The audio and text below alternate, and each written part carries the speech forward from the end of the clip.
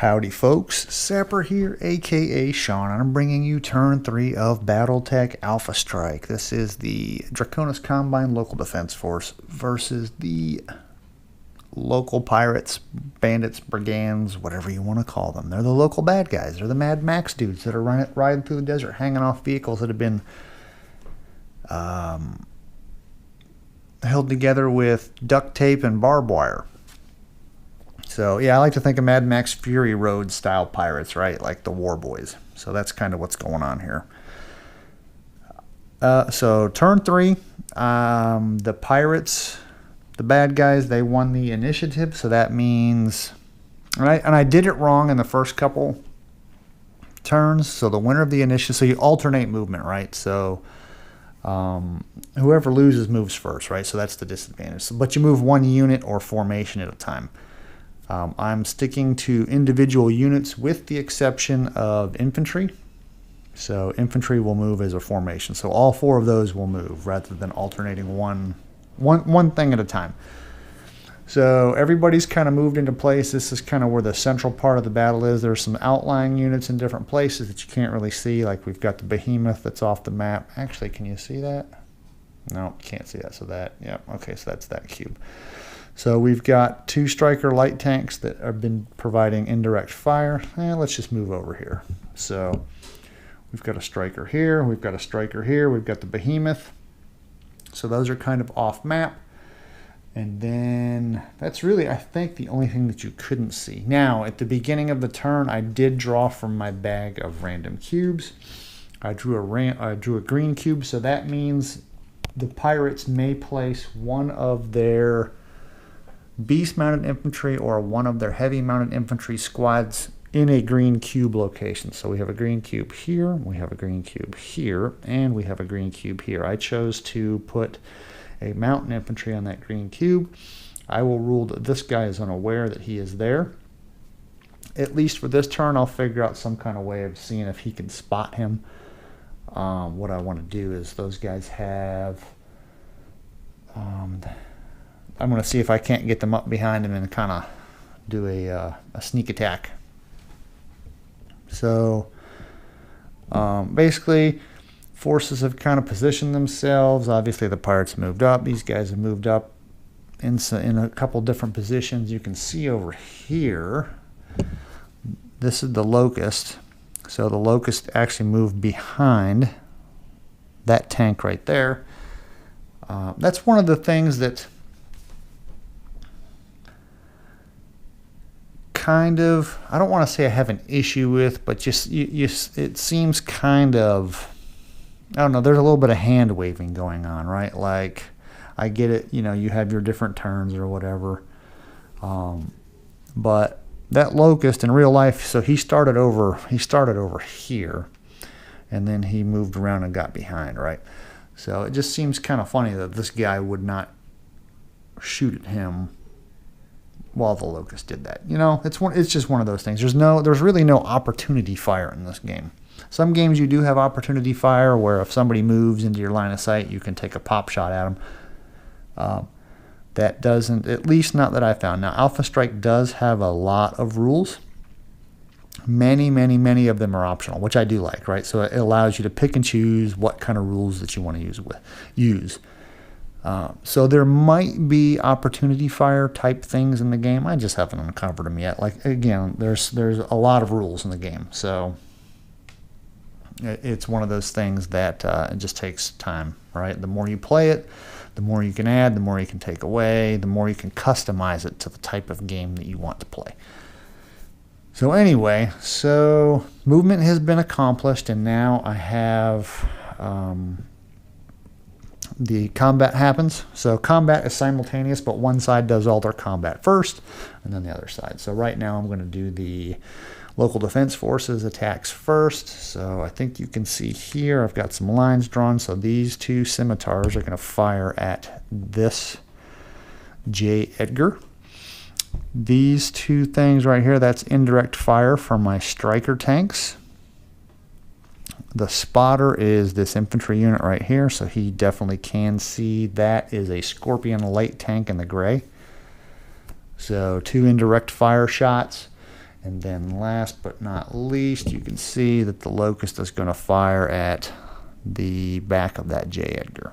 So that's pretty much how that is going to pan out. Let me get my dice tray over here, and then we'll go ahead and conduct the rolls. So you probably can see that. I can't see it because the viewfinder on this camera that I'm using is very small because it's a GoPro, so very, very small viewfinder. So I've written down he needs a 9 to hit. So let's see if we hit. So we got an 11, so that is a hit. I do not think... I don't think that there is anything additional, and honestly I don't really feel like looking it up, for for hitting somebody from behind. So I don't think there might be. I'm not going to go ahead and I'm not going to look at it at this time. So I got a hit. Let's see, the locust does 1 point of damage, and that is that's a vehicle, so you always roll for a motive critical, even if you didn't roll a critical hit, which I did not. I almost did. So I will still roll for the motive critical hit. So let's go ahead and I think that is J. Edgar number 4. I have very small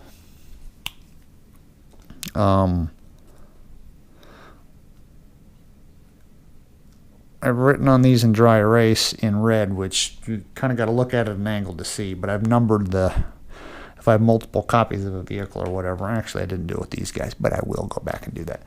So that's number 4. So number 4 is going to take a point of damage.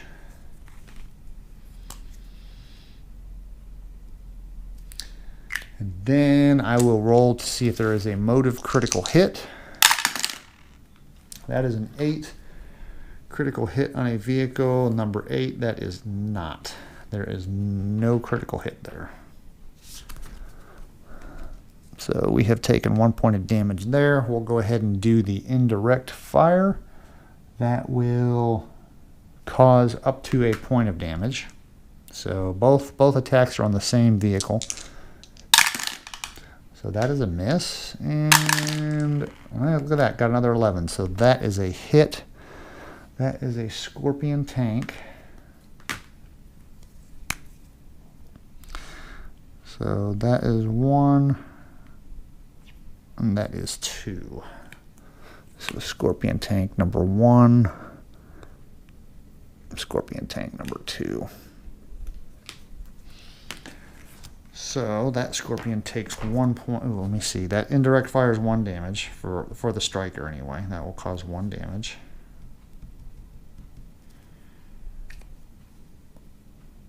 And I have to roll for a motive hit. So that is a 7. I don't think that is anything. 7 on a vehicle is nothing. So 1 point of damage to the Scorpion light tank. So that's my indirect fire. And then lastly, we have our 2 scimitars firing at this tank right here. We have a 7 and we have a 6.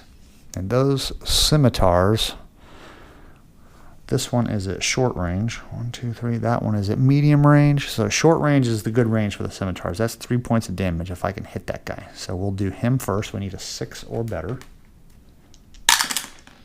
That is a 5.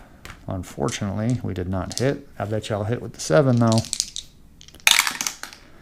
And that is a 7, so that will be 1 point of damage to, that is number 1, J. Edgar number 1.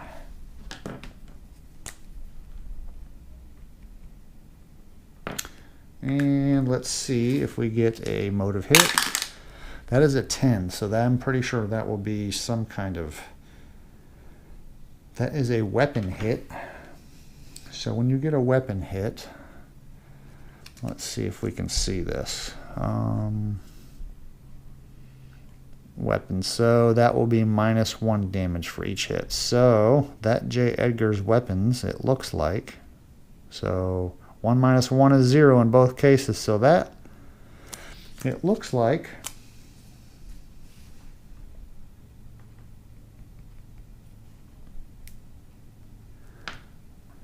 that J. Edgar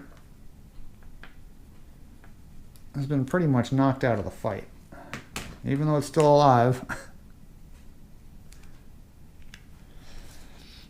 So I just went ahead and crossed that out. That was kind of a bad hit to get. So he's probably going to retreat from the battle. At least that's what I see happening. So there we go. That is combat for the Draconis Combine, House Carita. I'll go ahead and clean this up a little bit, and then we'll see what the pirates do in response. Alright, I just decided who from the pirates can fire. So we have a couple little choices here, or a couple engagements here. We're going to have over here, so this tank is going to fire back at the Locust. He is equipped with a turret, so he has basically a 360 firing arc. So this is kind of how it works. So you can see the damage values at short and medium, right? So that is for a vehicle's front arc. And then under the special equipment, they have a turret, which means they can also fire at short range and do 1 damage, and medium range at 1 damage. Some vehicles are different, right? Some vehicles, actually here's a good example.